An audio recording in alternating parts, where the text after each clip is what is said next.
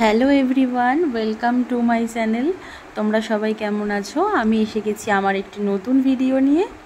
ইলিশ মাছের হালকা পাতলা বেগুন দিয়ে ঝোল। আমি এই রান্নাটি খুব সিম্পলভাবেই করেছি। তোমরা সবাই বাড়িতে কিভাবে ইলিশ মাছের বেগুন দিয়ে ঝোল করো সেটা অবশ্যই আমার চ্যানেলে কমেন্ট করে জানাবে। যদি কেউ অন্যভাবে কিছু করে থাকো সেটাও জানাতে পারো। আর আমি যেভাবে করেছি সেটাই আমি তোমাদের সাথে শেয়ার করছি।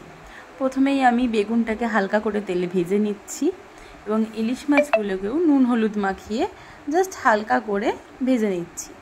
এবার কড়াইতে তেল দিচ্ছি। তেলটি গরম হওয়ার পরে এতে দেব চেরা কাঁচা লঙ্কা আর কালো জিরে ফোড়ন দিয়ে এটাকে একটু হালকা করে ফ্রাই করব। অবশ্যই এটাকে অল্প লো আঁচে করবে যাতে এটি পুড়ে না যায়। এবং এবার এটা ভালো করে আমি নাড়াচাড়া করছি। এবার এতে আমি কিছুটা মশলা, খুবই অল্প পরিমাণে মশলাটা দিতে হবে, সেই মশলাগুলো অল্প হলুদ গুঁড়ো, জিরে গুঁড়ো, লঙ্কা গুঁড়ো, নুন জলে মিক্স করে আমি রেখেছিলাম সেটাকেই আমি দিয়ে দিলাম। দিয়ে এবার ভালো করে এটাকে নাড়ছি এবং একটু অল্প কষাবো। এটা কিছুক্ষণ এটা নাড়াচাড়া করার পর এটা থেকে হালকা তেল ছেড়ে আসছে।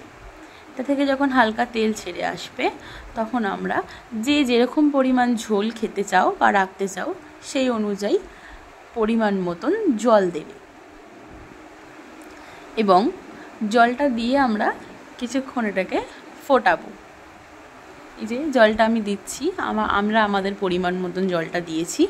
জলটা দিয়ে ভালো করে ফোটাচ্ছি। এরপরে দিয়ে দিলাম ভেজে রাখা ইলিশ মাছ এবং তার সাথে সাথেই দিয়ে দেব ভেজে রাখা বেগুন। দিয়ে কিছুক্ষণ এটা ফুটবে যাতে ঝোলটা ঠিকঠাক মতন টেস্ট সম্পূর্ণ হয়। ঝোলটা খুব ভালো করে ফুটছে। তোমরাও এইভাবে অবশ্যই বাড়িতে এটা ট্রাই করতে পারো। আর যদি কেউ অন্য রকম কোনো পদ্ধতিতে ইলিশ মাছের ঝোল বানিয়ে থাকো সেটাও আমাকে অবশ্যই কমেন্ট করে জানাবে, তাহলে আমিও একবার ট্রাই করে দেখবো সেটা কেমন হয়। আর তোমরাও চাইলে আমার এই রেসিপিটাকে একবার ট্রাই করে অবশ্যই দেখতে পারো। আশা করছি খুব ভালো লাগবে। আর হ্যাঁ, যদি আমার এই ভিডিওটা ভালো লাগে তাহলে অবশ্যই চ্যানেলটাকে লাইক, কমেন্ট অ্যান্ড শেয়ার করতে ভুলো না। আর অবশ্যই একটা সাবস্ক্রাইব করে দেবে।